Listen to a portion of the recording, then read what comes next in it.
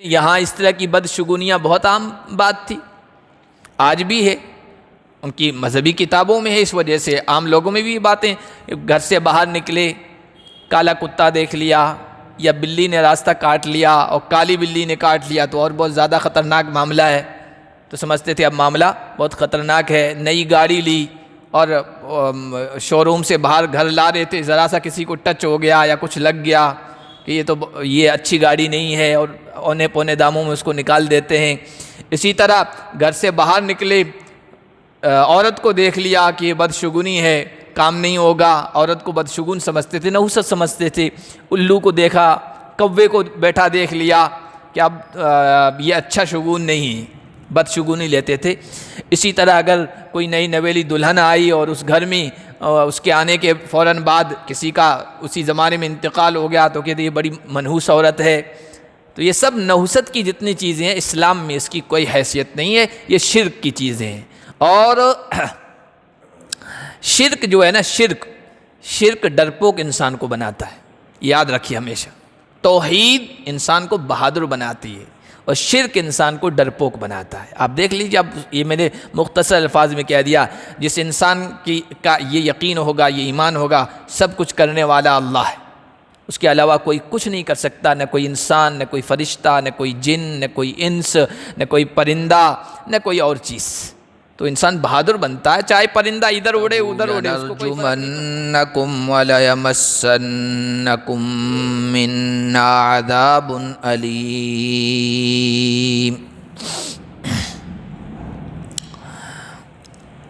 آج کے درس کا آغاز ہم اللہ کے فضل و کرم سے سورہ یاسین کی آیت نمبر 18 سے کر رہے ہیں۔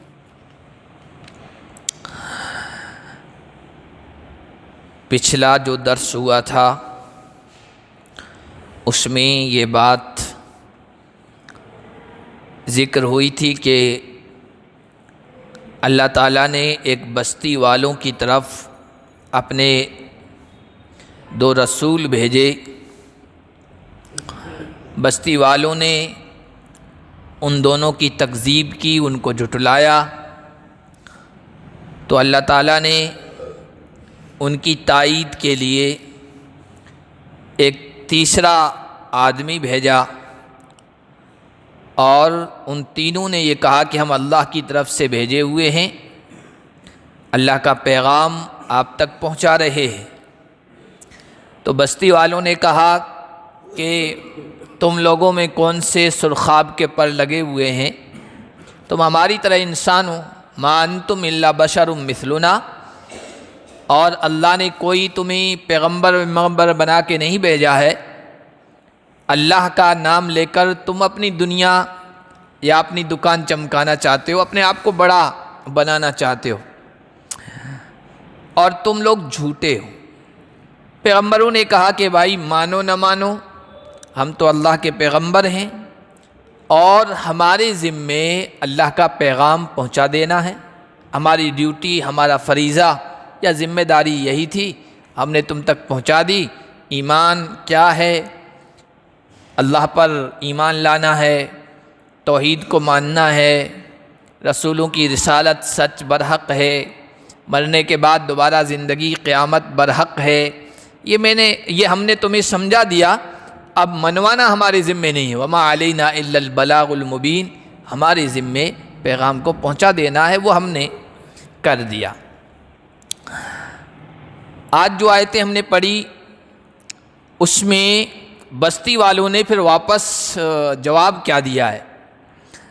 بستی والے کہنے لگے انا تطیرنا بکم، جب سے تم لوگ آئے ہو تب سے ہم پر نحوست آ پڑی ہے، مصیبتیں ٹوٹ پڑی ہے، تم سے پہلے ہم خوشحال تھے، عیش و عشرت کی، مزے کی، اطمینان کی زندگی بسر کر رہے تھے، اور تمہاری وجہ سے ہمارا دانا پانی کم ہو گیا، ہماری دنیا کے اسباب کم ہو گئے، قحط سالی پڑ گئی، آپس میں لڑائیاں جھگڑے کھڑے ہو گئے، ہم تمہیں منحوس سمجھتے ہیں۔ تطیرنا بکم، اصل میں تطیرہ کے معنی آتے ہیں پرندے کو اڑا کر شگون لینا، عرب لوگوں میں یہ بات بہت زیادہ عام تھی کہ جب وہ کسی سفر پر نکلتے تھے تو گھر کے باہر پرندے کو اڑاتے تھے. پرندے کو چھو کیا، آواز کی، پرندہ اڑا، اگر وہ دائیں طرف چلا جاتا تھا تو وہ سمجھتے تھے کہ یہ سفر کامیاب ہوگا، مقصد پورا ہوگا اور جس کام کے لیے نکلے ہیں وہ کام ہو جائے گا، بابرکت سفر ہے. اور وہ خدا نخواستہ بائیں طرف اڑ جاتا تھا تو وہ سفر ہی کینسل کر دیتے تھے، منحوس سمجھتے تھے کہ اب جو کام کرنے جا رہے ہیں وہ کام ہوگا نہیں. تو چونکہ پرندے کو عربی میں طیرن کہتے ہیں، طیرن ابابیل، اسی سے تطیرہ، پرندے کو اڑا کر شگون لینا. تو یہ اس طرح کا شگون لینا یہ صحیح نہیں. بہت سارے لوگ خاص طور پر تعویذ کرنے والے بھی اس طرح کے شگون لیتے ہیں. کتاب کھولتے ہیں، فال لیتے ہیں، جیسے کتاب کھول کر کچھ نکالا، اس میں کیا لکھا ہوا ہے اس کے ذریعے سے فال لیتے ہیں. طوطوں کے ذریعے سے فال نکلواتے ہیں، پرچی ڈالی، طوطا جس کو اٹھائے گا اس میں کیا لکھا ہوا ہے، ہاں یا نہیں، کرنا ہے کہ نہیں کرنا ہے، اور بہت ساری چیزیں. تو اسلام میں اس کی کوئی حقیقت نہیں ہے. نبی علیہ الصلاۃ والسلام نے اس سے منع فرمایا ہے، بلکہ اس کو شرک کہا. حدیث میں الفاظ ہیں الطیارۃ شرکن، بدشگونی لینا یا نحوست لینا یہ شرک ہے. اور اس طرح ہمارے معاشرے میں یہاں ہم جس دھرتی پہ رہ رہے ہیں یہاں اس طرح کی بدشگونیاں بہت عام بات تھی، آج بھی ہے. ان کی مذہبی کتابوں میں ہے، اس وجہ سے عام لوگوں میں بھی باتیں. گھر سے باہر نکلے، کالا کتا دیکھ لیا یا بلی نے راستہ کاٹ لیا اور کالی بلی نے کاٹ لیا تو اور بہت زیادہ خطرناک معاملہ ہے. تو سمجھتے تھے اب معاملہ بہت خطرناک ہے. نئی گاڑی لی اور شو روم سے باہر گھر لا رہے تھے، ذرا سا کسی کو ٹچ ہو گیا یا کچھ لگ گیا کہ یہ اچھی گاڑی نہیں ہے، اور اونے پونے داموں میں اس کو نکال دیتے ہیں. اسی طرح گھر سے باہر نکلے، عورت کو دیکھ لیا کہ یہ بدشگونی ہے، کام نہیں ہوگا، عورت کو بدشگون سمجھتے تھے، نحوست سمجھتے تھے. الو کو دیکھا، کوے کو بیٹھا دیکھ لیا کہ اب یہ اچھا شگون نہیں، بدشگونی لیتے تھے. اسی طرح اگر کوئی نئی نویلی دلہن آئی اور اس گھر میں اس کے آنے کے فوراً بعد کسی کا اسی زمانے میں انتقال ہو گیا تو کہتے یہ بڑی منحوس عورت ہے. تو یہ سب نحوست کی جتنی چیزیں ہیں اسلام میں اس کی کوئی حیثیت نہیں ہے، یہ شرک کی چیزیں ہیں. اور شرک جو ہے نا، شرک ڈرپوک انسان کو بناتا ہے، یاد رکھیے ہمیشہ. توحید انسان کو بہادر بناتی ہے اور شرک انسان کو ڈرپوک بناتا ہے. آپ دیکھ لیجیے، اب یہ میں نے مختصر الفاظ میں کہہ دیا، جس انسان کا یہ یقین ہوگا، یہ ایمان ہوگا، سب کچھ کرنے والا اللہ ہے، اس کے علاوہ کوئی کچھ نہیں کر سکتا، نہ کوئی انسان، نہ کوئی فرشتہ، نہ کوئی جن، نہ کوئی انس، نہ کوئی پرندہ، نہ کوئی اور چیز. تو انسان بہادر بنتا ہے، چاہے پرندہ ادھر اڑے ادھر اڑے، اس کو کوئی فرق نہیں پڑتا. وہ گھر سے نکلے، چھوٹا بچہ پوچھے ابا کہاں جا رہے ہو، تو گاؤں دیہاتوں میں بچے کو مار دیتے تھے تھپڑ کہ ابھی تو نکلے، کچکارا دے دیا کہ کام نہیں ہوگا. تو انسان بزدل بن جاتا ہے ان چیزوں سے. اسی وجہ سے کہا کہ یہ سب چیزیں شرک ٹائپ کی ہیں. اس کا مطلب یہ سمجھتے ہو کہ یہ سب چیزیں کچھ کر سکتی ہے، بگاڑ بھی سکتی ہے اور بنا بھی سکتی ہے. حالانکہ بگاڑنے والا، بنانے والا صرف اللہ ہے، اللہ ہی کی ذات ہے. اور توحید انسان کو مضبوط کرتی ہے. تو یہ طیارہ، بدشگونی لینا، یہ نحوست ہے. ہاں اگر کسی کے ذہن میں آ جاتا ہے ایسے موقعوں پر، شیطان کا واہمہ ہوتا ہے، وسوسہ ہوتا ہے، تو اللہ کے نبی نے چند الفاظ سکھائے اور بہترین الفاظ ہیں، وہ پڑھ کر انسان آگے چلتا بنے، سارے وسوسے ختم ہو جائیں گے. اور بہت آسان الفاظ ہیں. اللہم لا خیر الا خیرک ولا طیر الا طیرک ولا الہ غیرک. آسان سے الفاظ آپ میں سے ہر ایک یاد کر سکتا ہے. اے اللہ، جو بھی بھلائی آنی ہے وہ تیری طرف سے آنی ہے. اور طیرہ کا لفظ ہے بدشگونی، مطلب ہے نقصان، جو نقصان آنا ہے وہ تیری طرف سے آنا ہے، اور تیرے علاوہ نہ کوئی نقصان پہنچا سکتا ہے اور نہ کوئی بھلائی دے سکتا ہے. ان الفاظ کا، کلمات کا مطلب یہ ہے. یہ پڑھ لینا چاہیے تو انشاءاللہ وسوسہ بھی ختم ہو جائے گا. بہرحال اللہ کے پیغمبروں سے انہوں نے کہا تمہاری وجہ سے یہ سب نحوست ہے. اور اللہ کے پیغمبروں کے ماننے والوں کے بارے میں بھی لوگ ہمیشہ یہ کہتے آئے، ہر زمانے میں.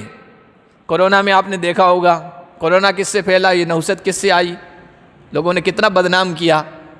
یہ چیزیں تو جو ہے نا ہر زمانے میں اہل ایمان کے ساتھ رہی ہیں. آپ اہل ایمان کے بارے میں کہتے ہیں یہ نہ ہوتے تو دیش بڑی ترقی کرتا، یہ ان کی وجہ سے سارا نقصان ہو رہا ہے، دیش پیچھے جا رہا ہے۔ تو یہ انبیاء اور پیغمبروں اور ان کے ماننے والوں کے ساتھ انکار کرنے والوں کا ہمیشہ سے رویہ رہا ہے۔ لَئِن لَّمْ تَنْتَهُوا لَنَرْجُمَنَّكُمْ وَلَيَمَسَّنَّكُمْ مِنَّا عَذَابٌ أَلِيمٌ۔ ان لوگوں نے دھمکی دی، گاؤں والوں نے، بستی والوں نے، اگر باز نہ آئے تو ہم تمہیں سنسار کر دیں گے، پتھر مار مار کر ہلاک کر دیں گے، اور ہماری طرف سے بڑی تکلیف دہ دردناک عذاب تمہیں پہنچے گا، سخت سزا دیں گے۔ اللہ کے ان بندوں نے کہا طائرکم معکم، بھائی ہمارا جو توحید کا پیغام ہے، ایمان کا جو پیغام ہے، اور ہم جو تم تک بات پہنچا رہے ہیں، یہ تو بھلی بات ہے، اچھی بات ہے، خیر کی بات ہے، اس کی وجہ سے نحوست تھوڑی آئی۔ تمہاری نحوست تو تمہارے ساتھ ہے، نحوست تو کفر کی وجہ سے آتی ہے، نحوست تو شرک کی وجہ سے آتی ہے، نحوست تو رسم و رواج کی وجہ سے آتی ہے، خرافات کی وجہ سے آتی ہے، جن چیزوں میں تم پڑے ہوئے ہو ان کی وجہ سے، تمہارے اعمال کی شامت ہے، یہ سب نحوست ہے، ہماری وجہ سے نہیں ہے۔ اَإِن ذُكِّرْتُمْ، تم ہمیں منحوس کہہ رہے ہو صرف اس وجہ سے کہ ہم نے تمہیں توحید کی نصیحت کر دی، اچھی باتوں کی نصیحت کر دی، اس وجہ سے؟ بل انتم قوم مسرفون، بلکہ اصل بات یہ ہے کہ تم لوگ حد سے گزرنے والے ہو۔ حد سے گزرنے والا کافر بھی ہوتا ہے، مشرک بھی ہوتا ہے، رسم و رواج پر چلنے والا بھی ہوتا ہے، قومی اور خاندانی جو باتیں ہوتی ہیں ان پر چلنے والا۔ مسرف کے معنی آتے ہیں اللہ نے جو حد مقرر کر دی اس کو پھلانگنے والا، تم حد سے گزرنے والے لوگ ہو۔ یہ پیغام ان مرسلین نے، اللہ کے بھیجے ہوئے بندوں نے کہا۔ قوم اور اس بستی کے لوگ اس کو سننے کے لیے تیار نہیں تھے، سنتے ہی وہ کیا کہتے ہیں، بالکل آپے سے باہر ہو گئے، اور ان پیغمبروں اور رسولوں کی قتل کی سازشیں کرنے لگے، منصوبے بنانے لگے۔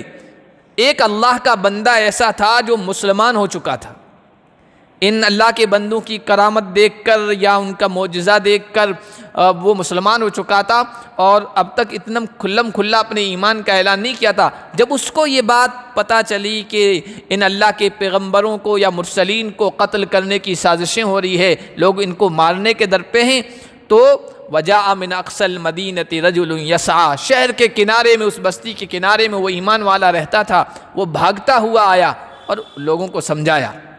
قال یا قوم اتبعوا المرسلین، اے میری قوم کے لوگوں، اے میری بستی کے لوگوں، اللہ کے بھیجے ہوئے ان پیغمبروں کی بات مانو، ان کی اتباع کرو، یہ جو کہہ رہے ہیں اس کو تسلیم کر لو، یہ تمہارے مخلص ہیں۔ مخلص کا مطلب ہوتا ہے ہندی میں آپ کا یہ شبھ چنتک، بھلا چاہنے والا، تمہارا بھلا چاہنے والے، بے لوث تمہارا خدمت کرنے والے ہیں، تمہاری رہنمائی کرنے والے ہیں۔ اتبعوا من لا یسألکم اجرا، کتنے اچھے لوگ ہیں مخلص کہ یہ اللہ کا پیغام پہنچا رہے ہیں، تمہاری رہنمائی کر رہے ہیں، تمہیں کفر کے اندھیرے سے ایمان کے نور کی طرف اور شرک کی ضلالت و گمراہی سے توحید کی روشنی کی طرف لے آ رہے ہیں۔ یہ مخلص لوگ ہیں، تم سے اس پر کوئی اجر بھی نہیں مانگتے، یہ بھی نہیں کہتے ہم تم تک یہ پیغام اللہ کا پہنچا رہے ہیں، صحیح بات تمہیں بتا رہے ہیں، اس پر نذرانہ دو، اس پر تنخواہ دو، اس پر اجرت دو۔ مخلص لوگ ہیں، وَهُمْ مُهْتَدُونَ، اور پھر یہ کہ خود ہدایت پر ہیں، صحیح راستہ ان کو مل چکا ہے، اور ان کے دل کی خواہش یہ ہے کہ جو صحیح راستہ ہم اپنا چکے ہیں، ہمیں مل چکا ہے، ہماری ساری قوم، ساری بستی کے لوگ بھی اس پر آ جائیں۔ ان کی خواہش یہ ہے، ان کی آرزو یہ ہے۔ تو قوم کے لوگوں نے ان کو بھی جو کچھ سنانا تھا سنایا۔ اس آدمی کو جو تائید میں کھڑا ہوا، اس کا نام مفسرین نے حبیب نجار بتایا۔ حبیب نجار غالباً کارپینٹر کے کام کرتے تھے، لکڑی کا نجار اسی کو کہتے ہیں، بڑئی کو۔ اس کو بھی روکنا چاہا بستی کے لوگوں نے، تو اب 23واں پارہ شروع ہو رہا ہے، 22واں پارہ الحمدللہ مکمل ہو چکے ہیں۔ قرآن کی جو باتیں ہیں، مضمون ہے، وہ صورتوں کے لحاظ سے، پاروں کے لحاظ سے نہیں۔ تو اللہ کے اس بندے نے کہا وَمَا لِيَ لَا أَعْبُدُ الَّذِي فَطَرَنِي وَإِلَيْهِ تُرْجَعُونَ، قوم کے لوگوں نے اسے بھی روکنا چاہا ہوگا توحید سے، اللہ کی عبادت سے۔ تو اس اللہ کے بندے نے کہا میں اس اللہ کی عبادت کیوں نہ کروں جس نے مجھے پیدا کیا ہے، میرے ہستی کو وجود بخشا ہے، اور تم سب کو بھی اسی کی طرف لوٹ کے جانا ہے، اور اللہ پوچھے گا، سوال کرے گا کس کی عبادت کر کے آئے ہو، کس کو معبود مان کر یہاں آئے ہو، سب کو اللہ کے دربار میں حاضر ہونا، اللہ مجھ سے بھی پوچھے گا۔ تو میں تو بھائی اللہ کی عبادت کا اعلان کر چکا ہوں، اور علی الاعلان آج تمہارے سامنے کر رہا ہوں، ااتخذ من دونہ آلہہ، اللہ کو چھوڑ کر میں دوسروں کو معبود بنا لوں، دوسروں کے در پر جا کر حاجت روائی و مشکل کشائی کروں کہ وہ میری حاجت کو پورا کریں گے، میری مشکل کو حل کریں گے، مجھ پر جو سنکٹ آ چکا ہے اس کو دور کریں گے، حالانکہ ان کے پاس کچھ بھی نہیں ہے، سب کچھ اللہ کرنے والا ہے۔ ان یردنی الرحمن بضر، وہ رحمان ہے، اپنی مخلوق کے ساتھ وہ نقصان نہیں چاہتا ہے، اپنی مخلوق کا برا نہیں چاہتا ہے، اس لیے کہ رحمت اس کی ذات کے اندر ہے۔ لیکن اگر اللہ کی طرف سے کوئی نقصان آ جائے کسی کی بدعمالی کی وجہ سے، لا تغنی عنی شفاعتہم شیئا، یہ جن کی تم پوجا کر رہے ہو یا جن کو تم اللہ کا شریک اور ساجی بنا رہے ہو نا، ان کی سفارش، ان کی شفاعت اس آنے والے نقصان کو ٹال نہیں سکتی ہے۔ ولا ينقذون، اور نہ یہ اس مصیبت سے کسی انسان کو نکال سکتے ہیں۔ اللہ اگر بھلائی کا ارادہ کرنا چاہے تو یہ اس بھلائی سے محروم نہیں کر سکتے، اور اللہ اگر کسی کے ساتھ نقصان کا ارادہ کرنا چاہے تو یہ اس نقصان کو ٹال نہیں سکتے، اس پریشانی کو دور نہیں کر سکتے۔ اور اگر میں بھی ایسا ہی سمجھ لوں کہ نہیں یہ بھی کر سکتے ہیں، کئی معبود بنا لوں، آلہہ، کئی معبود، حالانکہ معبود ایک ہی ہے، معبود کا مطلب سب کچھ کرنے والا، زندگی اسی کے ہاتھ میں، موت اسی کے قبضے میں، عزت اسی کے پاس، ذلت سے کے گڑھے میں ڈالنے والا بھی وہی، بادشاہت دینے والا بھی وہی، کرسیوں سے محروم کرنے والا بھی وہی، سب کچھ اسی کے ہاتھ میں ہے، وہی الہ ہے۔ اس کے علاوہ ان کو میں آلہہ، معبود مان لوں کہ یہ علم دینے والا ہے، اور یہ دولت دینے والی دیوی ہے، اور یہ فلاں چیز دینے والی ہے، یہ زندگی دینے والا دیوتا ہے، مارنے والا یہ دیوتا ہے، الگ الگ ڈپارٹمنٹ تقسیم کر دو، حالانکہ سارے ڈپارٹمنٹ اللہ ہی کے قبضے میں ہیں۔ اگر میں بھی ایسا ہی کرنے لگ جاؤں تو انی اذا لفی ضلال مبین، تب تو میں حماقت میں، بے وقوفی میں ہوگا، کھلی ہوئی گمراہی میں ہوگا۔ انی آمنت بربکم فاسمعون، میں آج آپ کے سامنے علی الاعلان کھلم کھلا اعلان کر رہا ہوں کہ میں اپنے رب پر ایمان لایا۔ اوپر کہا تھا جس نے مجھے وجود بخشا، اللہ نے پیدا کیا، میں اس پر ایمان لایا ہوں۔ یہاں پر رب کا لفظ لائے کہ وہ پیدا کرنے کے بعد اس نے چھوڑ نہیں دیا کہ بس انسان ایسے ہی پل رہا ہے۔ رب کہتے ہیں کہ آہستہ آہستہ تربیت کرنا، یہاں تک کہ اس چیز کو کمال تک، آخری حد تک پہنچا دینا، رب اس کو کہتے ہیں۔ اور جو بھی مخلوق ہے، جو بھی چیز ہے، اس کو جس حال میں جس چیز کی ضرورت ہے اس ضرورت کو پورا کرنے والا، اس کو کہتے ہیں رب، تربیت کرنے والا، پالنے والا۔ تو میں تو اس رب پر ایمان لے آیا ہوں۔ فاسمعون، تم بھی کان کھول کے سن لو۔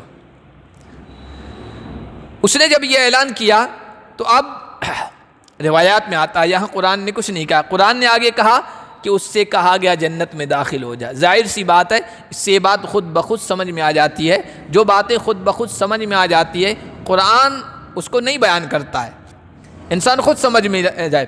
اس اللہ کے نیک بندے پر جو ان رسولوں کی تائید میں آیا تھا، قوم نے ضد، عناد اور سرکشی کا مظاہرہ کیا، اس پر ٹوٹ پڑے۔ حضرت عبداللہ ابن مسعود رضی اللہ تعالیٰ عنہ، جو صحابہ میں بڑے جلیل القدر صحابہ ہیں، بڑا علم رکھتے ہیں، فقہ قرآن کی سمجھ رکھتے ہیں، ان سے ایک قول منقول ہے کہ قوم کے لوگ اس پر ٹوٹ پڑے، اپنے پاؤں سے روندنے لگے، اوپر کچلنے لگے، اور اتنا روندا کہ اللہ کے اس بندے کی جو آنتیں تھیں وہ پیٹ چر کر باہر آ گئے اور وہ شہید ہو گیا۔ جیسے ہی شہید ہوا، اللہ کی طرف سے اعلان کیا گیا، قیل ادخل الجنہ، اے میرے بندے جنت میں داخل ہو جا۔ جنت کا ٹکٹ اسے دے دیا گیا، اور جنت کی نعمتیں پا کر اس دنیا کو تو اس نے چھوڑ دیا نا، شہید ہو گیا، اگلے مرحلے میں چلا گیا، اس دنیا میں چلا گیا، اس پار چلا گیا۔ لیکن دیکھیے اپنی قوم کا کتنا خیر خواہ تھا، وہاں بھی اس کی چاہت، اس کی خواہش، تمنا اور آرزو کیا تھی؟ قرآن نے اس کو بیان کیا ہے، قال یا لیت قومی یعلمون، وہاں بھی آرزو کرنے لگا اللہ کا بندہ، کاش میری قوم جانتی نہیں یا جان جائے، بما غفر علی ربی، کہ میرے رب نے مجھے بخش دیا، وجعلنی من المکرمین، اور مجھے معزز لوگوں میں شامل کر دیا، مجھے بڑا مقام دیا، عزت دی، جنت کے بلند مقامات مجھے عطا کیے ہیں۔ کاش میری قوم کو بھی پتہ چل جائے، وہ بھی کفر کو، شرک کو چھوڑ کر ایمان اور توحید کو اپنا لیں، انہیں بھی اللہ کے ہاں یہ مقام ملے گا۔ وہاں پہنچ کر بھی اپنی قوم اور ان گمراہ لوگوں کے بارے میں خیر خواہی کا جذبہ ہے۔ اس کے بعد کیا ہوا؟ پیچھے قوم پر اللہ تعالیٰ اس کو بیان فرما رہے، وَمَا أَنزَلْنَا عَلَىٰ قَوْمِهِ مِن بَعْدِهِ مِن جُندٍ مِّنَ السَّمَاءِ وَمَا كُنَّا مُنزِلِينَ۔ اللہ کے اس نیک بندے نے تو شہادت کا مقام پا لیا، اور بیچ میں یہ بات اضافہ کر دیں کہ اس طرح اپنے عقیدے پر، اپنے ایمان پر، صحیح راستے پر جمنے والے بندے اس امت میں بھی رہے، مرنا قبول کر لیا، کٹنا قبول کر لیا، لیکن غلط بات کو کبھی تسلیم نہیں کیا۔ بہت سارے واقعات صحابہ میں بھی شروع کے دور میں بہت سارے واقعات، حضرت حبیب ابن زید، ان کا نام بھی حبیب تھا، اس وجہ سے یاد آ گیا، ان کا صحابی کا نام بھی حبیب ابن زید تھا۔ حضور کے زمانے میں مسیلمہ کذاب، جھوٹا نبوت کا دعوے دار کھڑا ہوا تھا، مسیلمہ کذاب، اس کے قبضے میں دو یہ مسلمان چلے گئے، پکڑ لیے گئے، اس کے دربار میں پیش کیا گیا تو حضرت حبیب ابن زید کو اس نے بلایا دربار میں اور کہا، کیا تو یہ گواہی دیتا ہے محمد اللہ کے رسول ہے؟ تو حضرت حبیب ابن زید نے کہا، ہاں میں یہ گواہی دیتا ہوں۔ پھر وہ کہنے لگا، کیا تو یہ گواہی دیتا ہے کہ میں بھی اللہ کا رسول ہوں اپنے بارے میں؟ تو حضرت حبیب ابن زید نے کہا کہ تمہاری بات میرے کانوں تک نہیں پہنچ رہی ہے، میں سن نہیں پا رہا ہوں، یہ جملہ کہا۔ تو اس کا دو مطلب ہو سکتا تھا، ایک تو یہ کہ میں بہرا ہوں، کانوں میں بات نہیں پہنچ رہی ہے، اور دوسرا مطلب وہ اصل تھا کہ میں یہ سننے کے لیے، جملہ سننے کے لیے تیار نہیں ہوں، میں تمہیں رسول ماننے کے لیے تیار نہیں ہوں۔ اس نے دوبارہ یہی پوچھا، یہی جواب دیا، تو اس نے بلایا جلاد کو، کہا کہ ان کا ہاتھ کاٹ دو۔ ان کا ہاتھ کاٹ دیا گیا تلوار کے ذریعے سے، اور ہاتھ کٹا، انہوں نے کہا، اشہد ان لا الہ الا اللہ واشہد انی محمد الرسول اللہ، میں گواہی دیتا ہوں اللہ ایک ہے اور محمد اللہ کے رسول ہیں۔ پھر کہا کہ اب مجھے رسول مانتے ہو یا نہیں؟ کہا کہ نہیں، میں تجھے رسول نہیں مان سکتا ہوں، میں تو آخری نبی کو بس مانتا ہوں، میں اسی کا غلام ہوں۔ تو پھر جلاد کو حکم دیا، دوسرا ہاتھ کاٹ دے، دوسرا ہاتھ کٹا، یہاں تک کہ جسم کے ٹکڑے کر دیے گئے، پاؤں کاٹے گئے ایک ایک کر کے، پھر جسم کے ٹکڑے کر دیے گئے، لیکن اللہ کے بندے نے اس کو، جھوٹے نبی کو رسول نہیں مانا۔ تو انہی کی طرز پر، یا کہیے کہ انہی کی روش جو اس اللہ کے بندے نے اپنائی تھی، انہی کی روش اپنائی انہوں نے۔ اللہ فرما رہے، وَمَا أَنزَلْنَا عَلَىٰ قَوْمِهِ مِن بَعْدِهِ مِن جُندٍ مِّنَ السَّمَاءِ وَمَا كُنَّا مُنزِلِينَ۔ اس کی قوم پر اس کے بعد کیا معاملہ آیا؟ ہم نے آسمان سے کوئی لشکر نہیں اتارا۔ ظاہر سی بات ہے، جب کوئی قوم سچ کے علمبرداروں کو، حق کے پیغام لے جانے والوں کو جھٹلائے، ان کی تکذیب کرے، ان کا انکار کرے، ان کے پیغامات کو، ان کے پیغام کو ریجیکٹ کر دے، اور ان کو ستائے یہاں تک کہ ان کو شہید کر دے، تو پھر ایسی قوم پر اللہ کا عذاب کا استحقاق ہو جاتا ہے، وہ عذاب اور پکڑ کی مستحق ہو جاتی ہے۔ اللہ فرما رہے، ہم نے آسمان سے کوئی لشکر نہیں اتارا، اور نہ ہم ایسا کرنے والے تھے۔ اللہ کے لیے کوئی دنیا کی بادشاہت کی طرح کوئی معاملہ تھوڑی ہے کہ کسی دشمن ملک سے کوئی معاملہ ہوگا تو بھائی سیناؤں کو حکم دیا کہ الرٹ موڈ پہ رہو، ایکشن کی اس امید و ایمرجنسی میں کچھ بھی ہو سکتا ہے، وایو سینا، جل سینا، تھل سینا کو کہہ دیا تیار رہنا۔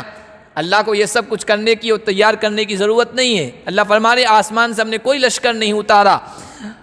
اللہ کا تو معاملہ یہ ہے کہ ذرا سا زمین کو حکم دے کہ ذرا سی پلیٹیں ہل جائیں، معمولی سی، پھر دیکھیے کیا تباہی کے مناظر ہوتے ہیں۔ اس کو لشکر اور فوج تیار کرنے کی ضرورت نہیں ہے، وہ ذرا سا سمندر کی موجوں کو حکم دے دے کہ ذرا طغیانی دکھاؤ، اپنی سرکشی دکھاؤ، پھر دیکھو سارے کے سارے علاقے سیلاب کی زد میں آ جاتے ہیں۔ اللہ کو کوئی لشکر تیار کرنے کی ضرورت نہیں ہے۔ اس پوری بستی کو کس طرح تباہ کر دیا گیا؟ ان کانت الا صیحۃ واحدۃ فاذا هم خامدون، بس ایک چیخ اللہ کی طرف سے ہوئی اور سارے کے سارے ٹھنڈے پڑ گئے۔ تفسیر کی روایت میں آیا کہ اللہ نے ایک فرشتے کو حکم دیا، وہ فرشتہ اس بستی کے مین گیٹ پہ آیا۔ پہلے بستیاں اسی طرح آباد ہوتی تھی، آپ دیکھیے پرانا ہمارا جو شہر ہے یا جتنے بھی پرانے شہر ہیں، پرکوٹا جسے کہتے ہیں، پورے گیٹ ہوتے، اس طرح کا جو مین گیٹ تھا، فرشتہ وہاں آیا، اس نے ایک زور سے چیخ نکالی، اتنی خطرناک چیخ سب کے دل پھٹ گئے۔ سب ٹھنڈے پڑے لگے، اس طرح جیسے کوئی انگارہ شعلہ مار رہا تھا، انگارہ تھا جل رہا تھا اور اس پر کسی نے پانی ڈال دیا ہو، ایک ٹھنڈا پڑ گیا ہو، کہ سب ٹھنڈے پڑے تھے، سب کو ختم کر دیا گیا۔ یا حسرتاً علی العباد، ہائے افسوس بندوں پر، ما یاتیہم من رسول الا کانوا بہ یستہزئون، ہمیشہ سے یہ رہا ہے، عبرت حاصل نہیں کرتے ہیں لوگ۔ اللہ کے بندے، اللہ کے پیغمبر، رسول جن کے پاس بھی آئے انہوں نے مذاق اڑایا، انہوں نے جن چیزوں کی طرف دعوت دی نا کہ اللہ ایک ہے، سب کچھ کرنے والا وہی ہے، اللہ اپنے رسولوں کو بھیجتا ہے اور یہی زندگی نہیں ہے کہ کھایا پیا عائش کیا اور مزے اڑائے اور ختم، نہیں، اس زندگی کے بعد دوبارہ زندگی آنے والی ہے، جنت اور جہنم ہے، اگر اچھا کیا تو وہاں اچھا انجام ہوگا اور برا کیا تو برا انجام ہوگا، جہنم میں جانا پڑے گا۔ تو مذاق اڑایا کرتے تھے، ٹھٹا کیا کرتے تھے، کون سی باتیں کر رہے ہیں، کس دنیا کی باتیں کر رہے ہیں، استہزاء کیا کرتے تھے۔ الم یروا کما اہلکنا قبلہم من القرون انہم الیہم لا یرجعون، کیا انہوں نے غور نہیں کیا کہ اس سے پہلے کتنی ساری بستیوں کو ہم نے ہلاک کر دیا۔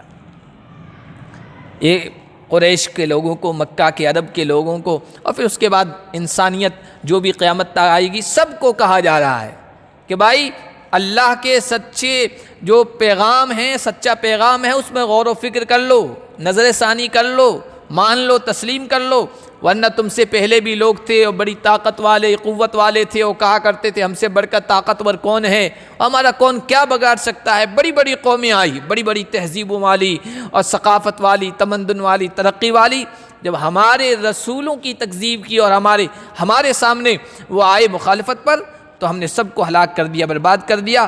انہم الیہم لا یرجعون، وہ سمجھا کرتے تھے کہ وہ لوٹ کے نہیں آئیں گے، ہمارے سامنے حاضر نہیں ہوں گے، بس دنیا کی زندگی ہے، بابر بعیش کو اس کے عالم دوبارہ نیست، بابر زندگی کے مزے اڑا لو۔ دوبارہ کس نے زندگی دیکھی ہے اور مرنے کے بعد جینا کس نے دیکھا ہے؟ یہ سب مولویوں کی باتیں ہیں، پیغمبروں کے زمانے میں لوگ کہتے ہیں یہ سب ان لوگوں کی باتیں ہیں، افسانے ہیں، کوئی حقیقت نہیں ہے۔ اللہ فرما رہے نہیں، ہمارے یہاں پہنچنا ہے، حاضر ہونا ہے۔ ان کل لما جمیع لدینا محضرون، جتنی بھی مخلوقیں ذی روح، جتنے بھی لوگ ہیں، سب کے سب لدینا ہمارے سامنے محضرون، حاضر کیے جائیں گے، اور ایک ایک چیز دیکھی جائے گی، حساب ہوگا، حساب کتاب ہوگا۔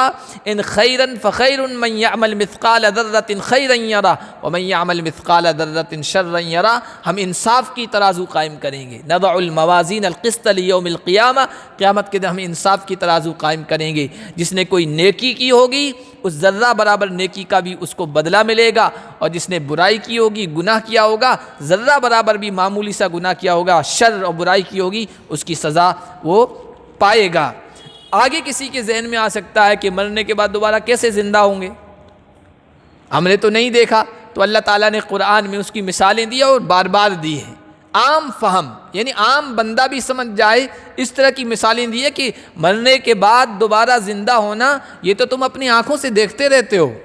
اس کی ایک مثال بیان کی، وَآیَةٌ لَهُمُ الْأَرْضُ الْمَيْتَةُ، مرنے کے بعد دوبارہ کیسے زندہ ہوں گے، اس کی کیا دلیل ہے، کیا نشانی ہے؟ تو ان کے لیے نشانی ہے مردہ زمین۔ احییناہا واخرجنا منہا، اس زمین کو ہم زندہ کرتے ہیں۔ ابھی آپ دیکھ کے آئیے، جہاں وہ علاقے جہاں پر صرف بارش کے موسم میں کھیتی ہوتی ہے، اس کے علاوہ پانی ہی نہیں ہے وہاں، ہمارا پورا ایریا ادھر، اکثر ایریا، آج تو بہت سارے ایریوں میں بیرے ہو گئے ہیں اور پانی نکل آیا، لیکن کچھ ایریا جہاں ہم رہ رہے ہیں وہاں آج تک پانی نہیں نکلا، میٹھا پانی تو بہت دور کی بات ہے، آج بھی نہیں ہے، پورے ایک خاص ایریا ہے، ہم بھی اس ایریے میں شامل ہیں۔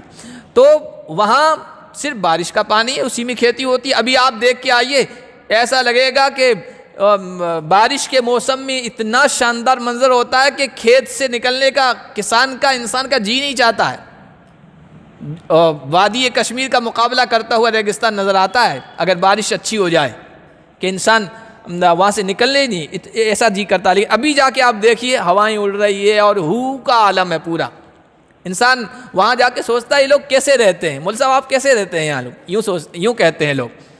تو یہ مردہ زمین ہے ابھی، اب پھر گرمی کا موسم آئے گا اور ختم ہوتے ہی ٹھنڈی ہوائیں چلیں گی، پھر بادل امڑ گھمڑ کرتے ہوئے آئیں گے اور پھر برسیں گے۔